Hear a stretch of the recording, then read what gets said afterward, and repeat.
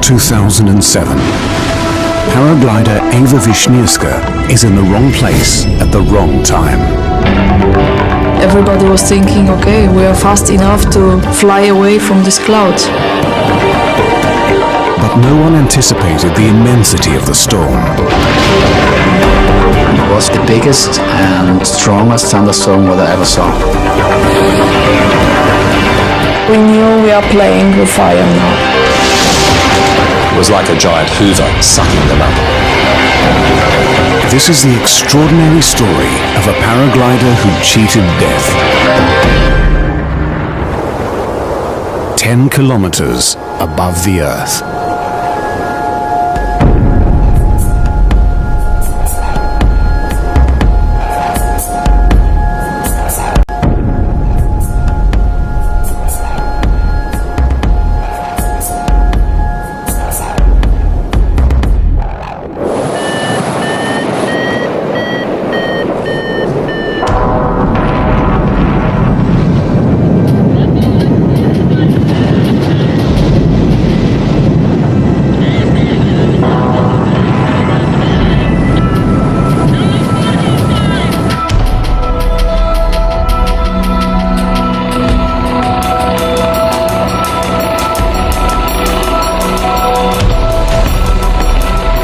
In August 2006, one of the world's leading paragliders, Ewa Wisnierska, narrowly escapes death in a freak accident in the Swiss Alps.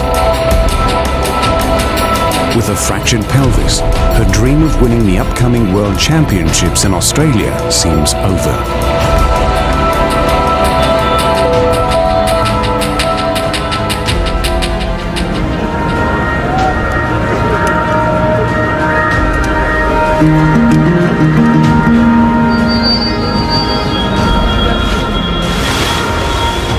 The beautiful thing in paragliding is you don't need anybody.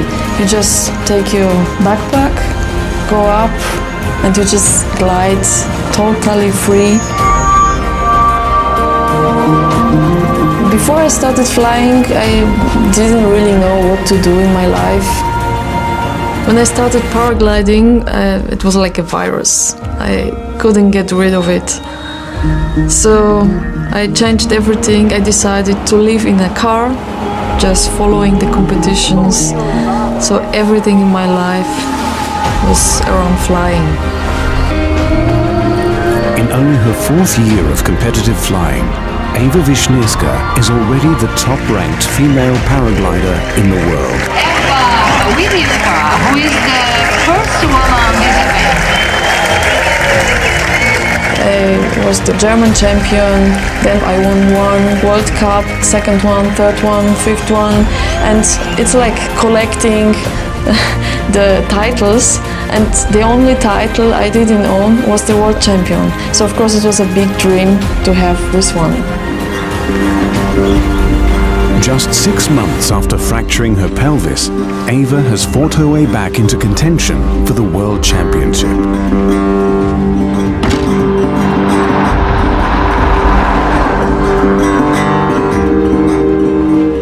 In just a few short years, the outback town of Manila has become a mecca for paragliders the world over.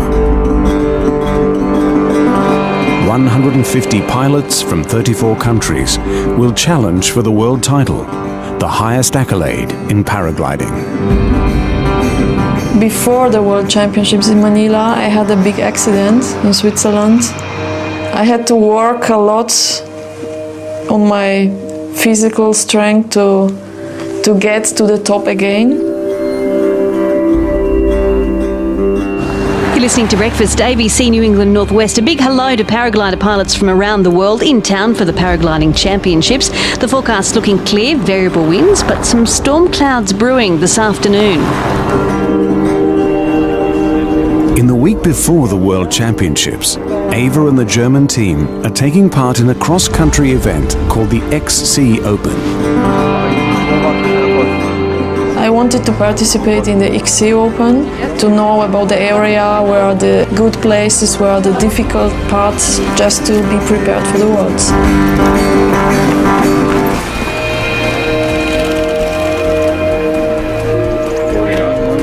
German team leader Stefan Mast is responsible for the safety of Ewa and the other 6 German pilots. Good luck, everybody. Ewa was physically fit and she was also mentally top of the game. She was not going for the female title, she was going for best place in the competition. Another member of the German team is Andreas Malecki, who has been training with Ewa for the past 3 years. Ewa is a very important pilot, one of the best girls from the world, and she will beat the boys, not only the girls. Anyone who wants to come to this briefing, you want to be here in the next 30 seconds, please. The director of the Manila Cross Country Championship is Godfrey Wennes. One of the most experienced pilots in the world, Wennes is the former world record holder for long-distance paragliding. The person that wins an XC Open World Series event, which is an endurance event as opposed to a drag race, is the person that flies the furthest by the end of the day. So it needs not just speed, but endurance. And it's not just a physical endurance, it's also a mental endurance. In a cross-country event, pilots are permitted to fly in any direction they choose. The early start of the clouds is to the north of us here, and you can see to the north of us is where they are the biggest now, so quite obvious. By the time the pilots assemble on Mount Bora for their weather briefing, the threat of severe thunderstorms to the north has increased dramatically. And that I made quite clear for them, that there was a line there. If you get there early, you'll be able to pass through and continue on a long flight. But if you get there late, you might be stuck at a dead end, effectively.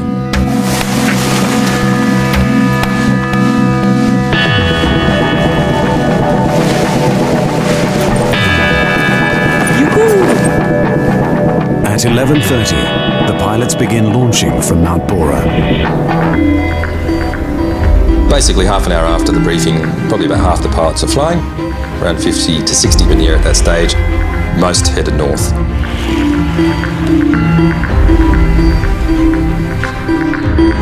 Paragliders use rising columns of hot air known as thermals to gain altitude. When cross-country flying, they make distance by climbing in these thermals and using the prevailing winds to glide down from one to another. Clouds in our game are of course lift, and the quicker it is, the faster you go on your average speeds. So the guys are looking for the bigger clouds in order to maximise their cross-country speeds. To win that day, they would have definitely had to fly with full tailwind and fly towards the emerging clouds and get past it before it turns into a line of thunderstorms or indeed some larger cells for the bigger clouds in order to maximise their cross-country speeds. To win that day, they would have definitely had to fly with full tailwind and fly towards the emerging clouds and get past it before it turns into a line of thunderstorms or indeed some larger cells. After launching, the paragliders form into groups known as gaggles. Due to a southerly wind, most pilots in the first gaggle elect to fly north. With the clock already ticking, they need to quickly navigate past the areas of atmospheric instability that lie ahead.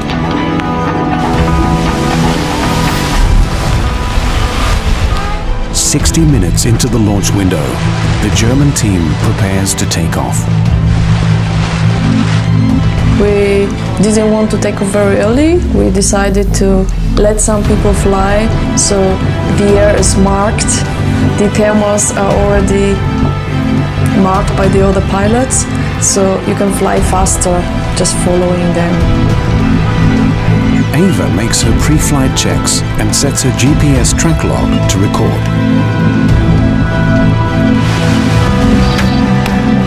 As we realized we have a southerly winds, we knew we have to fly north between those clouds. But they were that far that at the moment of the takeoff, it was not really looking like a big danger. You could see the clouds forming and popping up all over the places, that there was more activity to the north, but there was no real thunderstorm or pre-thunderstorm seen at that time. But Ewa's friend, Austrian paraglider Gerald Emerseder, is already concerned about the possibility of a thunderstorm. When I first arrived at Mount Bora, and I saw these clouds, I was sure inside that the day will be not good. I was sure about the humidity. I was sure about the possibility of thunderstorms inside of me. I was sure. But this is the problem with competitions. I felt a little pressure because I was in a competition, and you go flying. Freak storms are one of the biggest risks to paragliders at the top of their game. It's the one element they can't control. Once in the air, they're in constant radio contact with their ground crews, who monitor the weather and follow the pilots cross-country to retrieve them from their landing points. The first time I radio Stefan was when I was at the cloud base. Hier ist Ewa für Stefan. Ich bin 20 Kilometer vom Startplatz, Höhe über 2000 Meter und Flugrichtung Nord. Alles klar bei mir. The first part of the flight was actually easy. I followed the ridge north, and I think about 20 k's, then the ridge stops and the flatlands begins.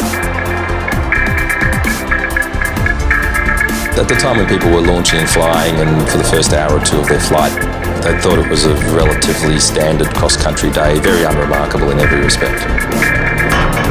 The group split up into two, so Ewa was actually at the rear end of the lead group, so the front runners in her group were already through the section of clouds before the clouds started to get really big and strong above their heads.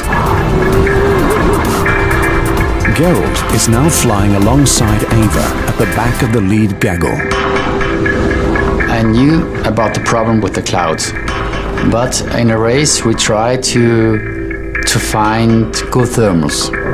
So on this day, our strategy was for our team to go between these clouds and to fly north as long as possible. 50 meters to their right is 42-year-old He Zhongpin, a member of the national Chinese team. Zhongpin had been flying since the 90s, and he was one of their senior pilots in the team, so the rest of the younger members of the team respected him. He was up there with the top pilots in the world, so he was right mixing it with them at that exact stage.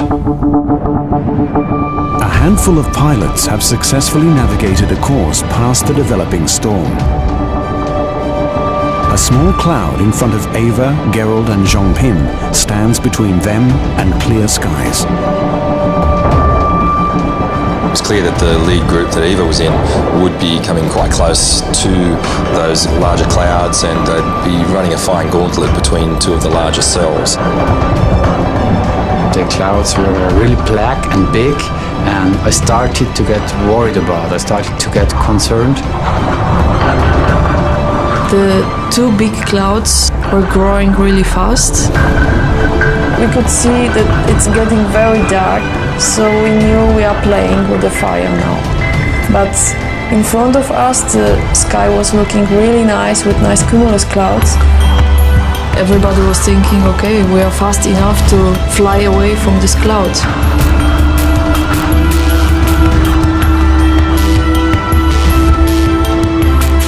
Being an XC Open, the pilots get to make their own decisions once they start flying. How you predict the weather to be is your own personal safety, and it can be the difference between life and death sometimes. So from the viewpoint of the pilots who were in the rear group, it was clear that up ahead there was a solid line of cloud developing. Most of the rear group elected to land at that stage.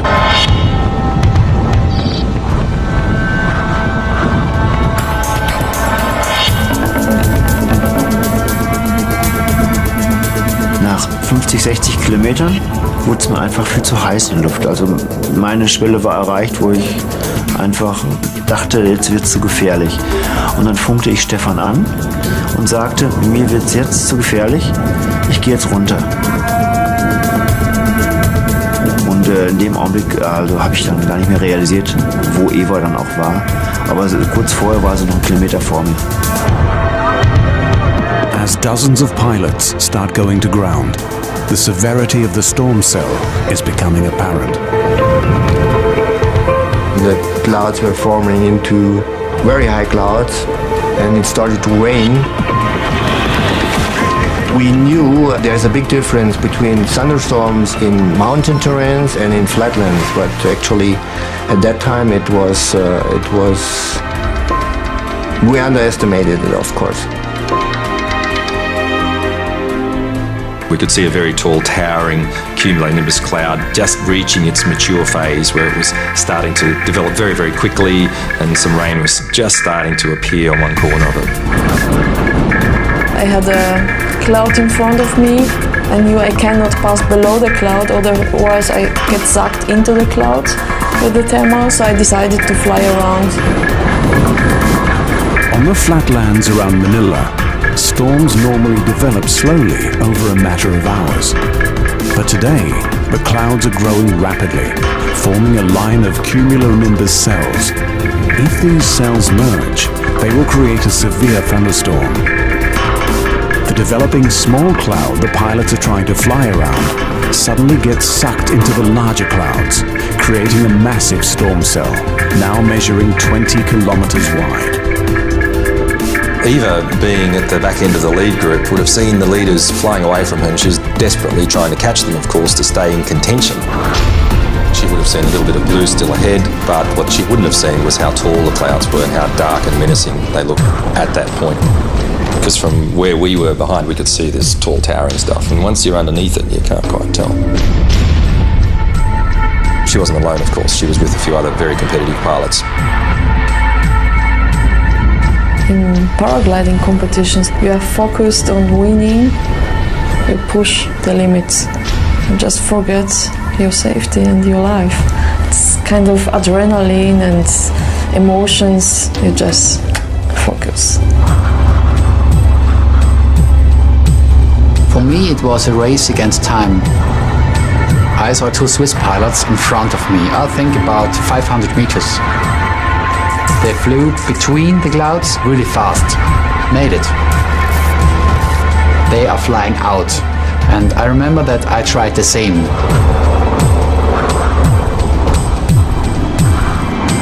We were not fast enough. The two clouds started to growing up to one cloud. It was like the cloud catched me and there was no chance to get out of it. The clouds came together to form one very large cloud, and when that occurred, it was basically game over for Eva and the other pilots with her. It was like a giant hoover sucking them up to great heights, and they couldn't do anything about it at that point. Giant hoover sucking them up to great heights, and they couldn't do anything about it at that point.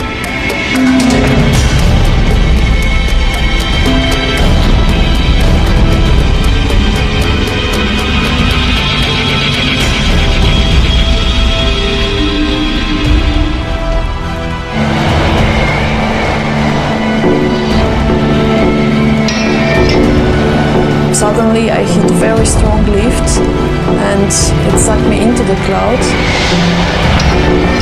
You can feel all the area of the glider pulling you up, and I felt pressed in my harness and just going up very fast.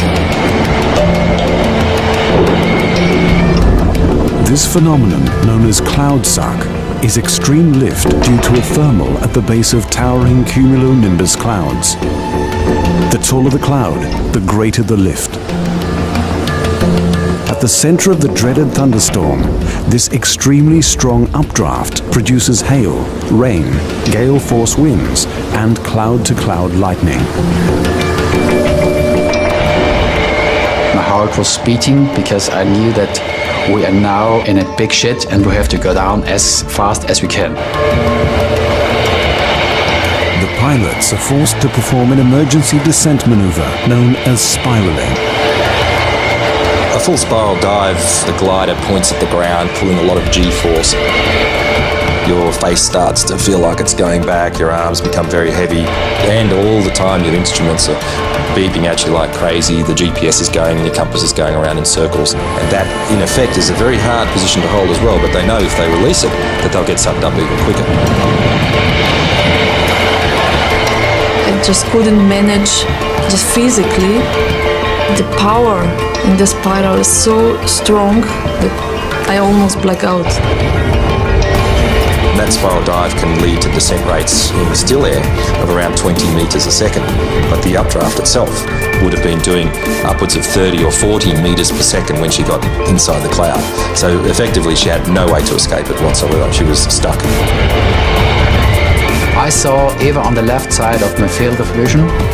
She made the spiral for 1 or 2 minutes, but then the thermal was so strong that it was like a hand picked her up and took her out. Moments later, Chinese pilot He Zhongpin is also sucked into the storm. Ewa's friend Gerald continues to spiral to try to break out of the updraft. Gerald didn't realise at the time, but when he popped out the side of the storm, he was very lucky. He was just on the edge of the big storm that sucked up Ewa.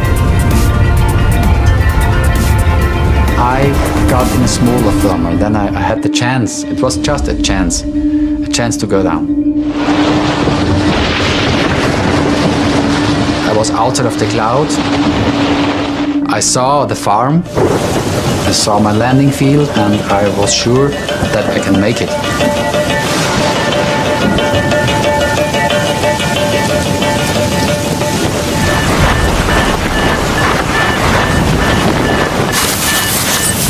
Landing near some old farm buildings, Gerald is forced to shelter from the fierce lightning storm. I ran to the other pilots to the shelter. The lightnings were so strong and the wind is blowing, and we realized that maybe we can have a problem with the lightnings.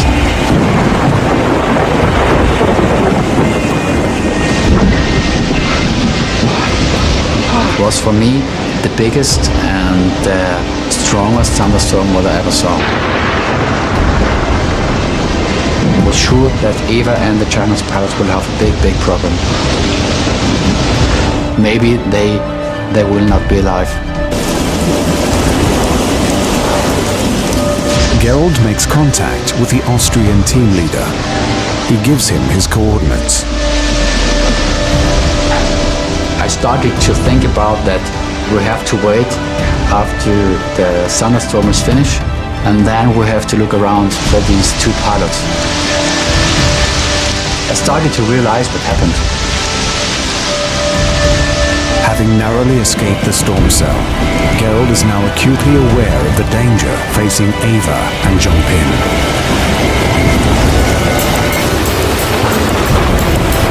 I was very scared to be inside this thunderstorm. It's like you are in the middle of the ocean and suddenly you have 100 sharks around you. You cannot do anything. The only thing she could do was to keep the glider flying. That was critical. You don't know where you are in relation to the wing half the time because it's almost pitch black. So she's just trying to guess what's happening, feel the pressure in the brakes to understand if the glider's pitching forwards or backwards, with the hope in the background that maybe, just maybe, the storm might spit her out one side before it takes her up into the icy heights. In an extraordinary feat of endurance, Zhongpin has battled his way to the edge of the storm cell. All of a sudden, as he was a little bit further away from Ewa and more to the edge of the storm cloud released him and he started to come down. And at that point, lightning struck.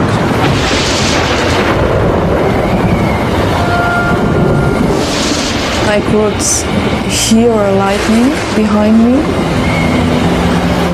So I was really praying, if there are some angels, oh God, please help me.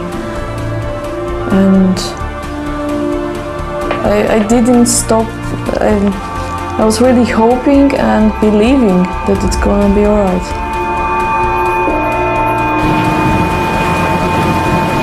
Driving the German retrieval van, team leader Stefan Maas remains unaware of the danger Ewa faces. At that time, I didn't know where she is. I knew that she was far ahead of my position, and I only knew that I'm under heavy rain and I couldn't see her. Ewa makes a desperate attempt to contact her support team. Stefan, bitte mal 10 Meter.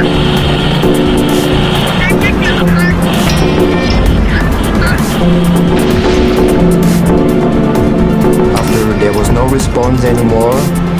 For me, it was clear that this situation has a big potential, that this pilot will be the first I cannot bring back alive. The lowest layer of the Earth's atmosphere, the troposphere, provides just enough oxygen for humans to survive. In mountaineering, the air above 7,000 meters is known as the death zone, where the body uses oxygen faster than it can be replenished. No one has ever been above 7,000 metres and survived before. In fact, previously pilots were even dying at 6,000 metres and 5,000 metres due to turbulence and hailstones and lack of oxygen and hypothermia. My eyes are getting black and all my energy, all my power just left me. No longer able to withstand the force of the storm, Ewa is now being swept up towards the death zone.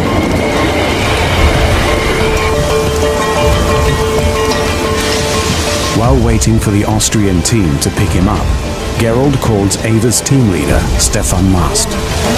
I tell the German team that Ewa is in a big problem and they will not listen to me. I was frustrated and I was angry about it. I was angry about it because I had lost friends in thunderstorms. This was so big, and the thunderstorm, the lightning, I was in a position where I had no chance to help Ewa because it was raining like hell. Stefan receives a radio call from team member Andreas Malecki, who has landed 10 kilometers away. I was glad to have another radio call from Andreas Malecki, who reported to his position where he safely landed, and I could take care of somebody from my team. But during the whole time, my thoughts were, of course, with Ewa. Another radio call from Andreas Malecki, who reported to his position where he safely landed, and I could take care of somebody from my team. But during the whole time, my thoughts were, of course, with Ewa.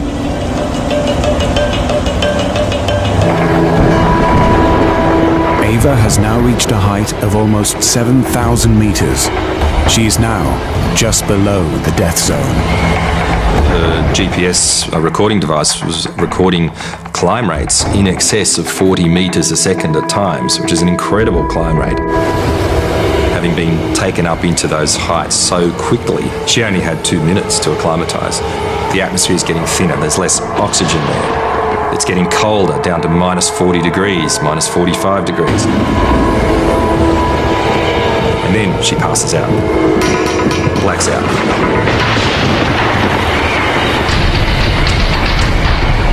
No longer in control of her glider, Ewa is now hurtling up through the storm at 100 kilometers per hour.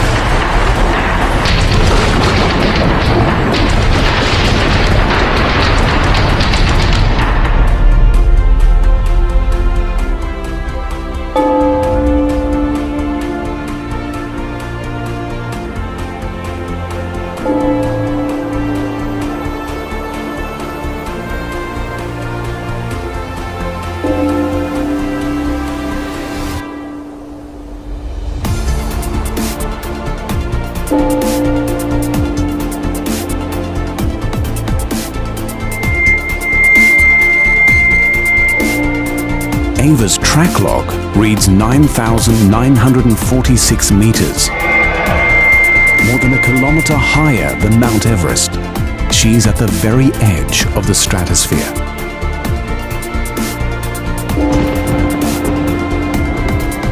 Exposed to temperatures of minus 55 degrees Celsius, her freezing body has lapsed into a hibernating state.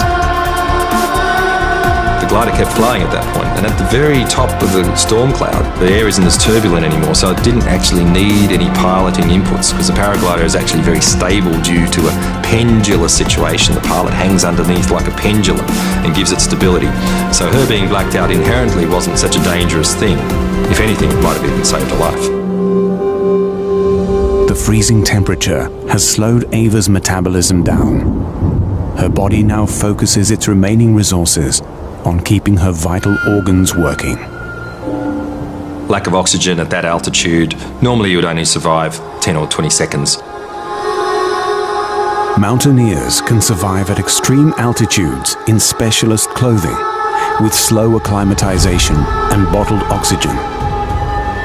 Ewa, floating 10 kilometers above Earth, has only flimsy clothing and no life support.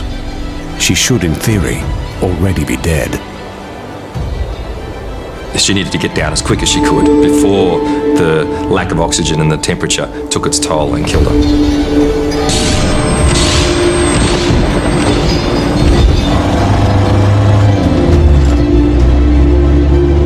With the storm finally having passed, Stefan locates Andreas Malecki. Er kam dann auch aus dem Auto raus und und machte eigentlich keinen guten Gesichtsausdruck. Und er sagte mir, Ewa ist in der Wolke.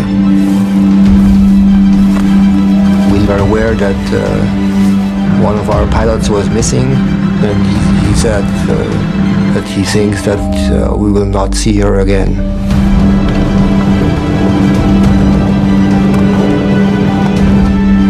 So dass wir dann eigentlich ganz klar die Vermutung hatten, das kann keiner überleben in dem Gewitter. Wenn man auf 4000 Meter ist und immer weiter nach oben gezogen wird, da ist Hagel, da ist Blitzschlag, da ist Erfrierung, da ist alles Mögliche. Das kann man nicht überleben. The German team starts to sweep the vast Manila flatlands for Ewa. If she had escaped the storm and managed to land, she will almost certainly require medical assistance. Ja, also ich habe dann direkt versucht, Ewas Handy anzutelefonieren. Und da war kein Freizeichen, also da hörte man gar nichts, also der Anschluss war tot.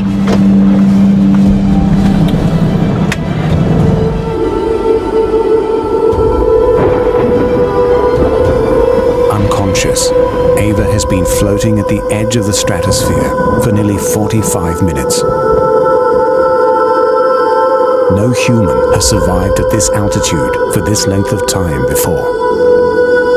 Even if Ewa survives, brain damage and organ failure are now a real possibility.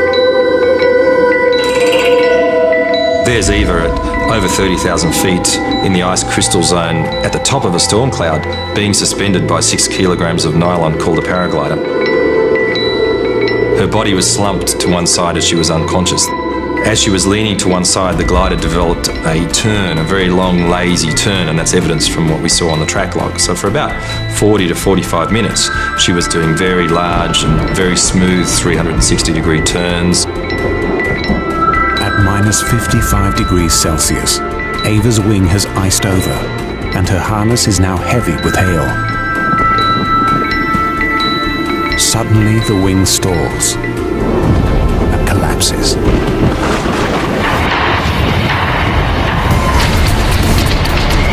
She's coming down through a very thin atmosphere, in excess of 200 kilometres an hour, which is faster than what you free fall at lower levels.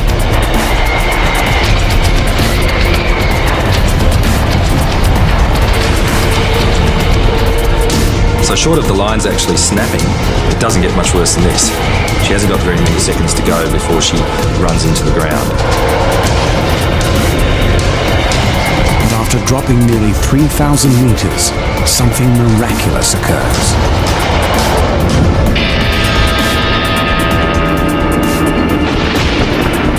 At around 6,900 meters, the glider reopens and starts flying again, all by itself.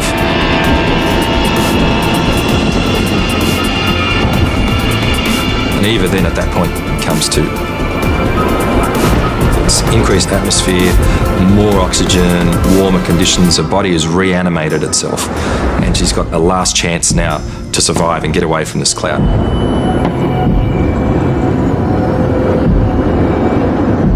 When I woke up, I didn't know for how long time I was unconscious. It seemed to me like it was a few seconds or maybe a minute.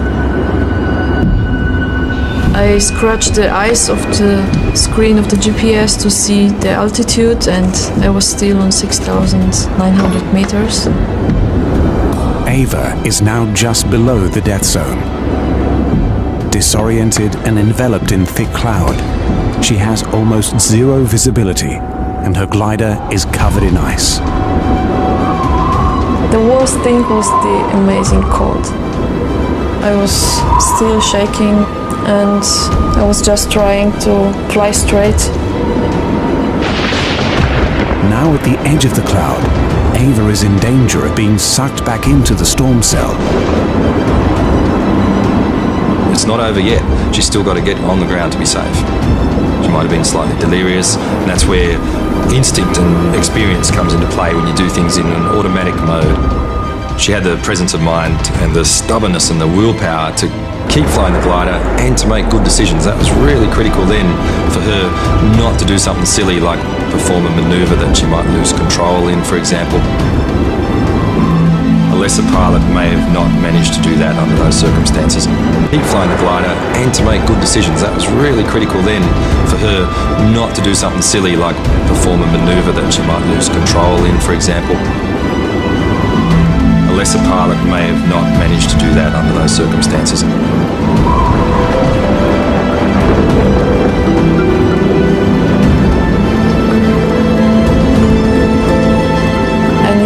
So close to death, and the only persons I was thinking about were my parents. I couldn't imagine my parents if I would die there. And I was praying, no, no, no, no, please, not here, not now. And that was all. Only to survive and to concentrate on what I can do.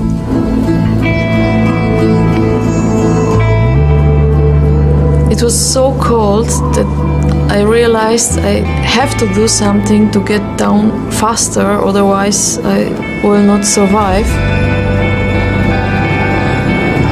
I decided to spiral, just soft to go down.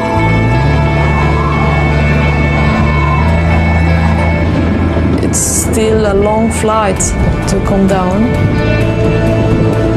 I knew that the glider is full of water and ice, and it will be very dangerous. All the time I was fighting, I knew I will never give up. And it was actually the only thing, to concentrate what you can to do and don't give up.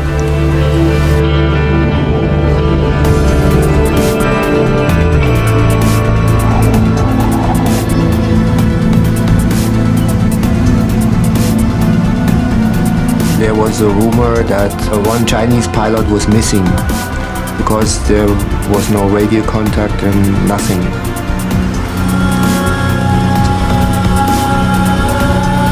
The discovery of Zongpin's body came as a bit of a shock to everybody. We had hoped he survived. The body of pilot He Zongpin was discovered 4 kilometers from where he was first sucked into the storm. The lightning strike had killed him instantly. That affected the entire community that was there in Manila at the time. All the pilots were extremely down about it, and of course the Chinese pilots were in quite a state of shock that had actually happened to one of their more mature pilots. That was something that was very unexpected.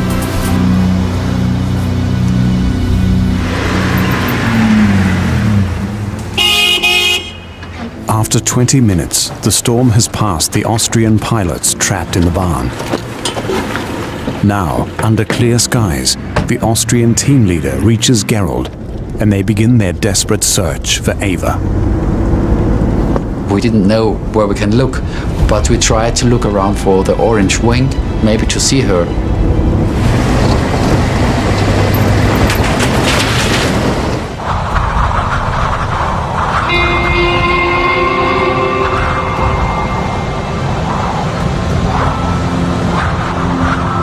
When I saw the Earth, it was the most beautiful moment, like coming from the cosmos, coming back to the Earth. After 45 minutes, slowly spiraling her way down, Ewa is now 7 kilometers from where she was first sucked into the storm. I could see a small farm. I just turned against the wind and could land safely.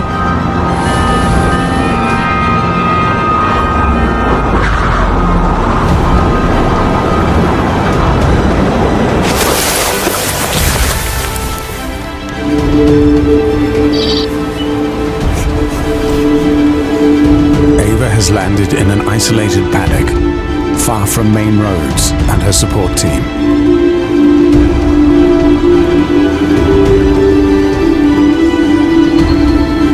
I didn't care about how long does it take to get home or if somebody's going to find me. I knew I survived and this was the most important.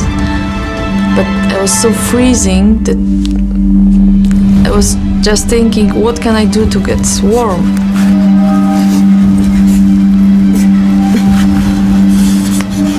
I started to run away to get warm, but I was too tired, so I just curled down.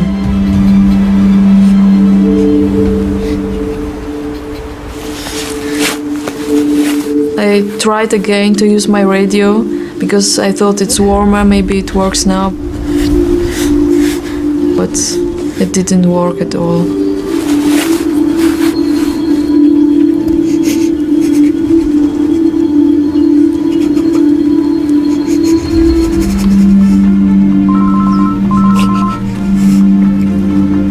Suddenly I could hear my mobile phone. I forgot completely that I have it with me. Und da sagte ich auch direkt, Stefan, sag ich höre ein Freizeichen. Was ich vorher nicht gehört habe. When I found it in my cockpit, I could hear Andreas Malecki. Ewa! But the connection cut out.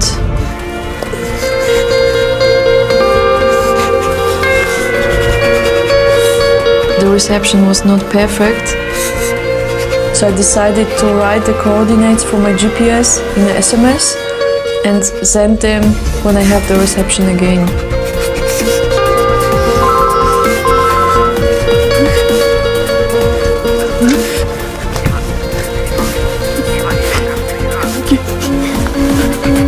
Ja, als ich dann Ewas Stimme, so die ersten Worte von Ewa am Telefon hörte, da passierte genau das, was ich jetzt auch verspüre.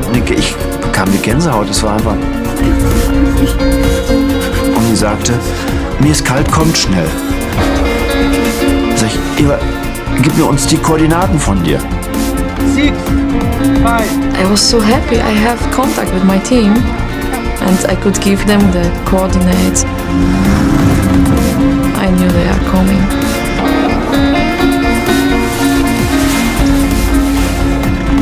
With confirmation that Ewa has survived the storm, her teammates still need to pinpoint her exact location in the vast western plains. Ewa's core body temperature has dropped below that required for normal metabolism and bodily function. She is in danger of dying before help can reach her. The Germans suddenly realize that Gerald and the Austrian team are only 20 kilometers from Ewa's location. When I found out that Ewa is alive, I felt pressure to go there as quick as I can. I thought that the chance is very small that she will stay alive. Ewa is alive. I felt pressure to go there as quick as I can. I thought that the chance is very small that she will stay alive.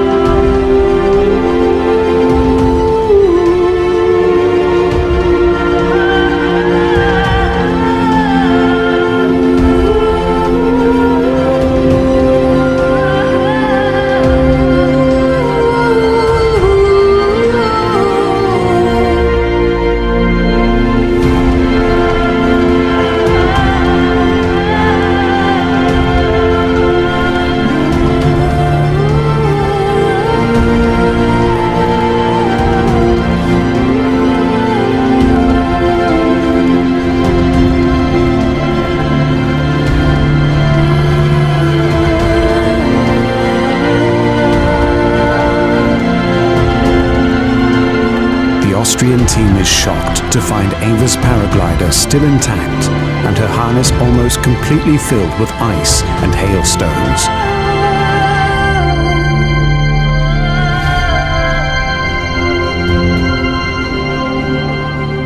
After some minutes, Stefan arrived with the other team pilots, and they were all happy to see me alive.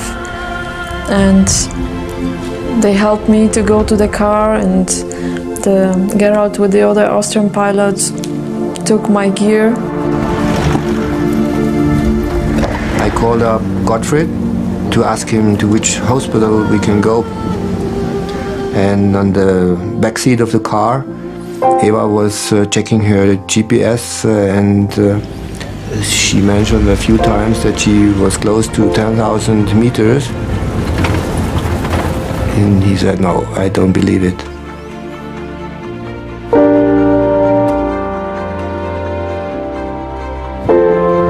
Die haben wir dann so einfach abgetan. So ein Gerät muss ja nicht optimal laufen, haben wir gedacht vorher. Aber hinterher, als wir diesen Track dann da wirklich minutiös ausgelesen haben und dann realisiert hatten, wie hoch die dann war, da standen wir dann da vor dem Computer und sagten, boah, so viel Glück das gibt's gar nicht, was die hatte. I remember that I was not surprised because I know how quick it worked inside the cloud, and I just remember that I was not surprised of the attitude, but I was of course surprised that she's still alive. Incredibly, Ewa is discharged from hospital soon after arriving. Her only visible injuries are frostbite to her ears and legs. The doctor couldn't imagine I survived at this altitude, and he measured the oxygen in my blood and said everything looks fine. He couldn't believe. Word quickly spreads about Ewa's miracle flight. A paraglider has told of being sucked into a thunderstorm, frozen, then spat out. Wisnierska was swept so high she suffered frostbite and passed out, but incredibly she's caught in a thunderstorm in Australia whilst training for the World Challenge. A second paraglider, a Chinese man, died in the storm. The euphoria surrounding Ewa's survival was tempered by the tragic death of He Zhongpin. The tight-knit paragliding community was stunned. A lot of people focused on the survival of Ewa, forgetting a little bit about the fact that someone had actually died as well. We actually didn't fly the next day as a result of hearing the news that he was found deceased.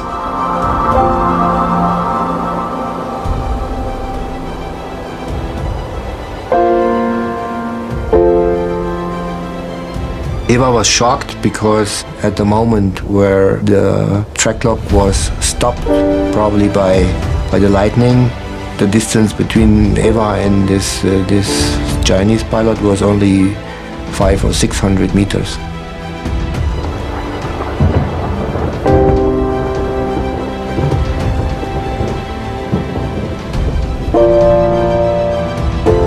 I knew that what happened was the result of my mistake, and I knew in the future I have to take my decisions on myself and don't look what are the others doing. And I knew this will never happen again. There's still water inside. It's an absolutely amazing story, of course, that Ewa survived in such an altitude. But for me, it's more interesting how she could land this paraglider, this wing. She was able to fly a very, very heavy wing, and she landed, and I don't know how she made it.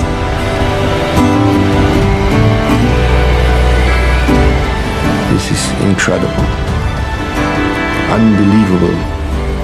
She survived, she wanted to live, and she wanted to go further. Das gibt's kein zweites Mal sowas, dass man das überlebt. Und einem noch so gut geht danach. Das war auf jeden Fall ein Wunder.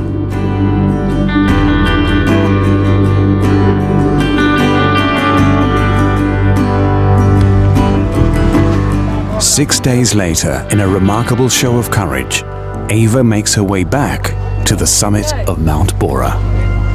Most people would never fly again after that, and within a week when she was fine, she went out and flew again, which was extremely impressive for everyone to watch. TV crews were there. It was quite a moment actually to watch her take to the skies in the same glider as well, I might add. For us, that was the miracle.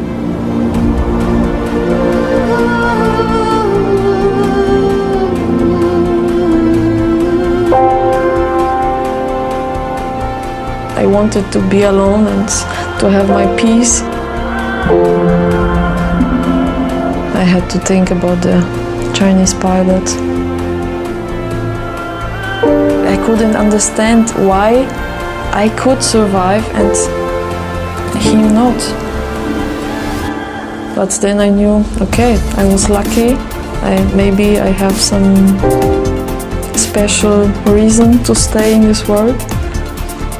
Thanks.